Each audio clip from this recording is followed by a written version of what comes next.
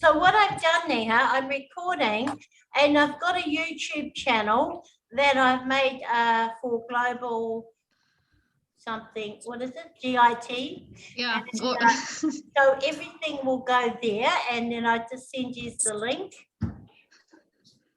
No problem. And just before you start, Samir, I need your homework.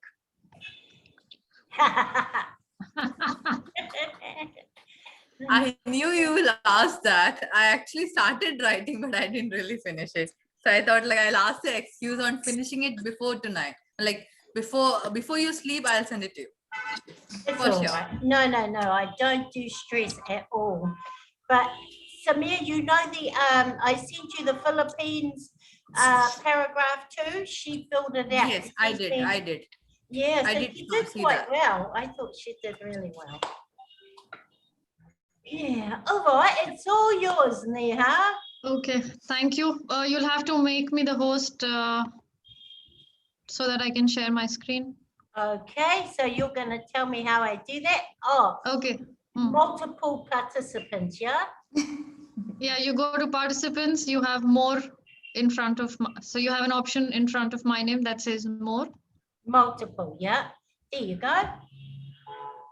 Okay, can I share my screen? Yes, I can now. Okay, so very good evening, everyone, once again, and thank you for this opportunity. Harry, it's a learning for us. Yeah, So and I hope I bring something new to the table today. I will be doing the writing task too, and I'll take you through how I discuss it with my students.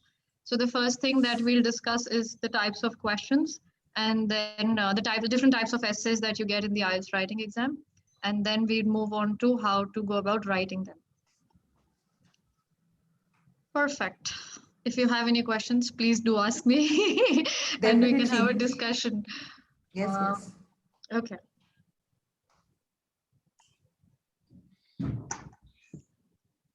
You can all see my screen, right? Yes.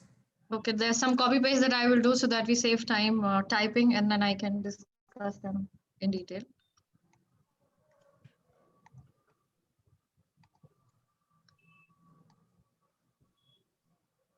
So basically, there are 5 different types of essays that you get for the IELTS writing exam.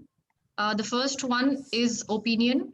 And under opinion, you have 2 types. You have do you agree or disagree? And the next one is to what extent do you disagree or agree? Okay, we'll discuss them in a while. Then you have argumentative, which the question explicitly says discuss both views and give your opinion. The next one is advantages, disadvantages. That also has 2 parts. What are the advantages and disadvantages, or do the advantages outweigh the disadvantages, or vice versa? Number 4 is problem solution and causes and effect.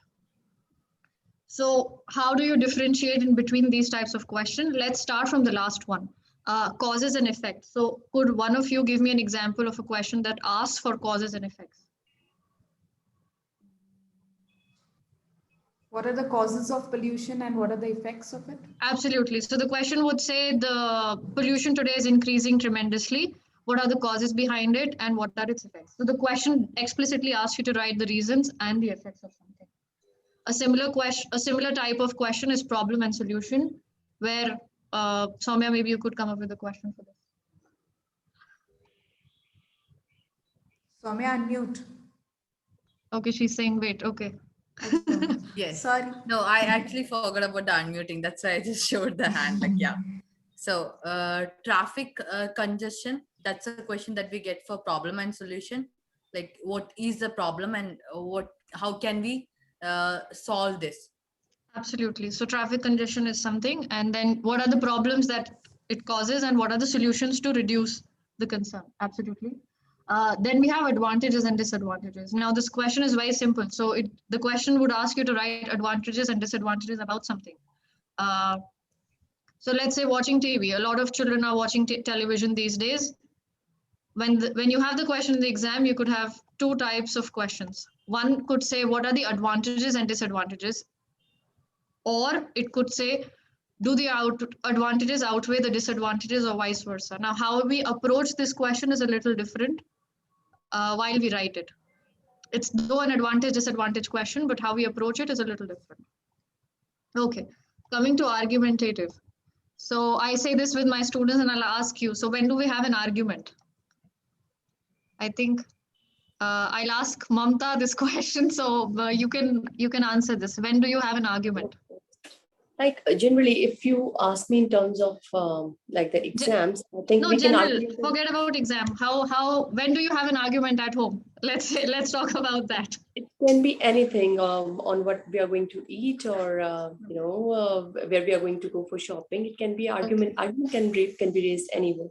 So let's talk about shopping. So when you say we can have an argument about shopping, why will you have an argument in the first place? Basically, it might be about the place that we are going to visit. Maybe it's going to be a mall in CP, or like maybe you're not well versed with the places over here, like most of us. But, Okay. It can be about the place. It can be about the brand. Okay. it So can let's be say about you the- say this place and the other Mhm. person would say some other place.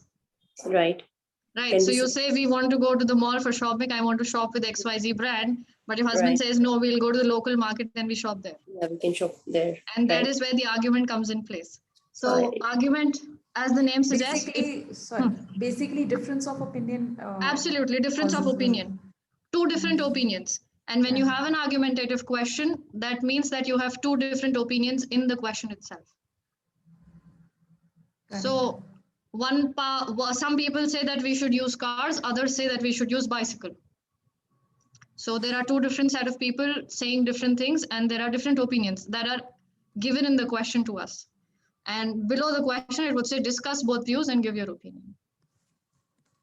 So the moment you say two views and you see this, you know that it's an argumentative question because there are two different views in the question itself. Great, moving to opinion. So that's one of the questions, opinion, as the name suggests, you are asked to write your opinion about something. An example of this could be education should be free for all. And the next line would say, do you agree or disagree? Or it could say, education should be free for all. To what extent do you agree or disagree? So it could be one of those. So these are the 5 types of questions that are repeated in the exam. There's also something that happens is that you could have a combination of these questions. Which means, for example, it would say causes. What are the causes for this something and what are the solutions? So Neha said that pollution, we took an example of pollution. So what are the causes of increasing pollutions and what are the solutions? They might not ask you for the effects, but they could ask you for solutions. Or they could ask you what are the causes for increase in children using mobile phones, and do you think it's a positive or negative trend? So that Like a double question, right? Sorry? A double question or yeah, double question, but it is one of these. So I would Yeah. add part 3 to here. Is it a positive or a negative development?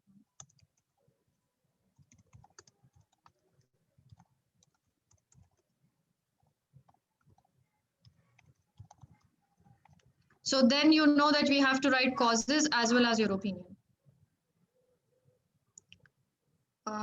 Okay, so that's all for the types of essays. Any question?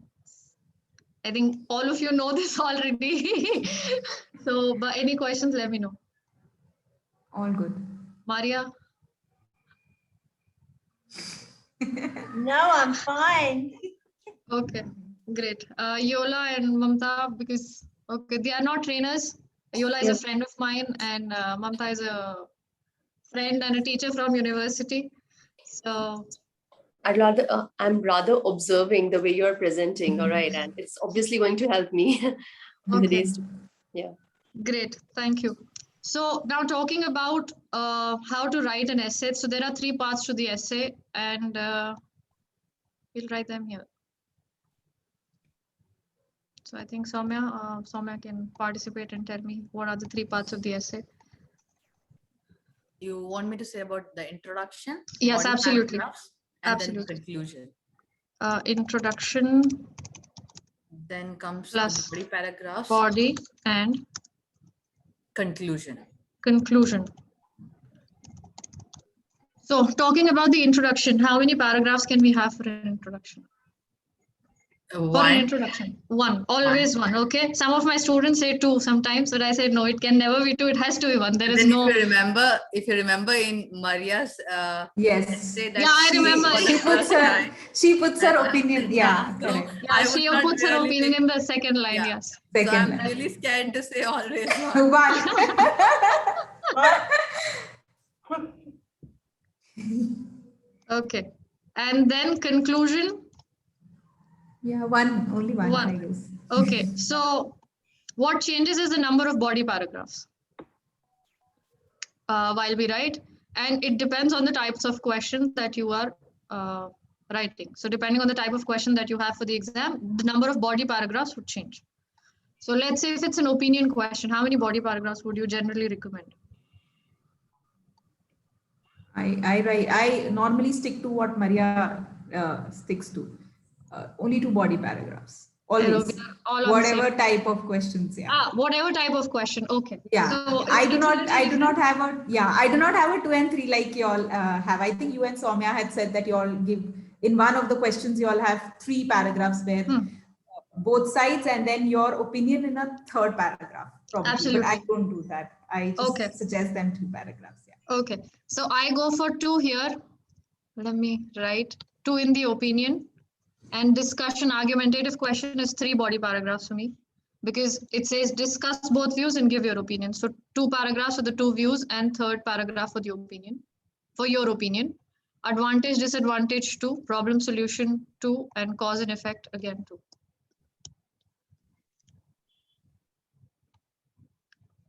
So this is the number of paragraphing that I tell my students that they can use depending on the type of question.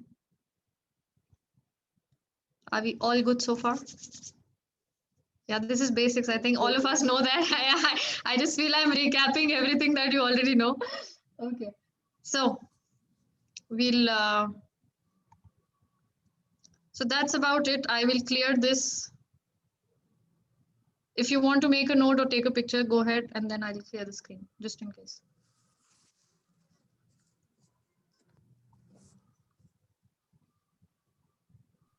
Neha, Hmm. it feels like an interview. As if you're sitting in front of an interview panel and then Then presenting it up. Yeah. No, but I think she's not so nervous, right? Like an interview panel, like an interview. No, I'm not nervous. Yeah, I'm It's not quite chill. nervous. I'm just doing how I do it for my students, just assuming that you don't know anything. I'm just assuming that. Like back of my mind, I know, but I'm just assuming. I told Maria, okay, I'll do it how I do it for my students. So, But that's like great. from No, the that's why scratch. you are relaxed. That's why you're so chilled out. I was like dead nervous when I had to give my speaking. So, That you had to do speaking live, so that was different. no, but still, you should have the art of staying cool, right? Okay, great. So we'll clear this. Now, what I do with all of them is to, we write each type of question and then we say what goes in which paragraph. So let's say the first type of question.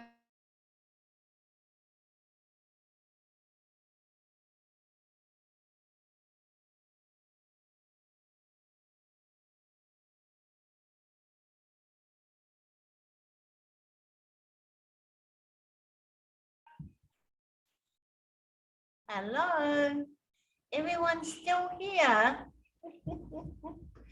Oh dear.